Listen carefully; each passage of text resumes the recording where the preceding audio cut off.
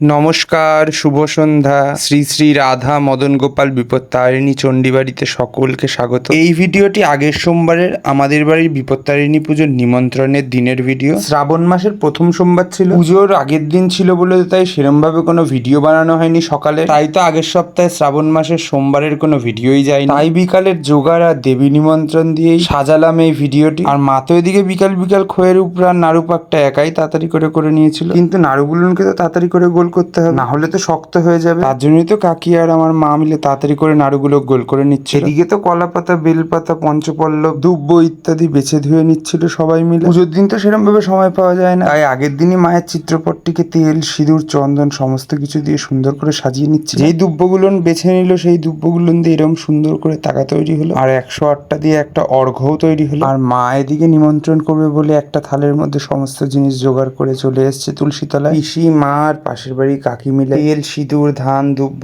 পান, সুপারি, ফুল, বাতাসা সমস্ত কিছু দিয়ে মাকে আর মা গঙ্গাকে আবাহন করে নিমন্ত্রণটা করেই নিল। এই কুনকেটা আর সিঁদুর ঝাঁপিটা তো মায়ের পাশে সারা বছর থাকে, তাই জন্য উলুধ্বনি দিয়ে কুনকের মধ্যে ধান আর সিঁদুর ঝাঁপির মধ্যে সিঁদুর ভরে একটি কাপড় পরিয়ে রেখে দেওয়া হলো। উলোর মধ্যে ধান দিয়ে ঘট বসিয়ে একটা ঢাকনা দেওয়া প্রদীপ বসিয়ে এক ছড়া কলা বসিয়ে আরো 5টা সামনে প্রদীপ বসিয়ে আরো কত কিছু দিয়ে মা, পিসি আর কাকি মিলে খুব সুন্দর করে কুলোটাকে সাজিয়ে নিল। মা বিপত্তারিণী যেখানে বসবেন সেখানে একটা কলার আক পাতা দিয়ে তেল, সিঁদুরের ফোঁটা, ধান, দুব্ব দিয়ে মা আসনটা প্রস্তুত করে দিল। মাকে তো চুনরি পরিয়ে নিজের জায়গায় বসিয়ে ষোড়শ উপাচারটা গুছিয়ে মায়ের যেখানে ঘট বসবে খড়িমাটি দিয়ে একটি অষ্টদল পদ্ম এঁকে মোটামুটি আজকের দিনের মতন কাজ শেষ করলাম। আশা করি ভিডিওটি তোমাদের ভালোই লেগেছে। যদি ভিডিওটি ভালো লেগে থাকে তাহলে কমেন্টে অবশ্যই জয় মা বিপত্তারিণী লিখে যাবে।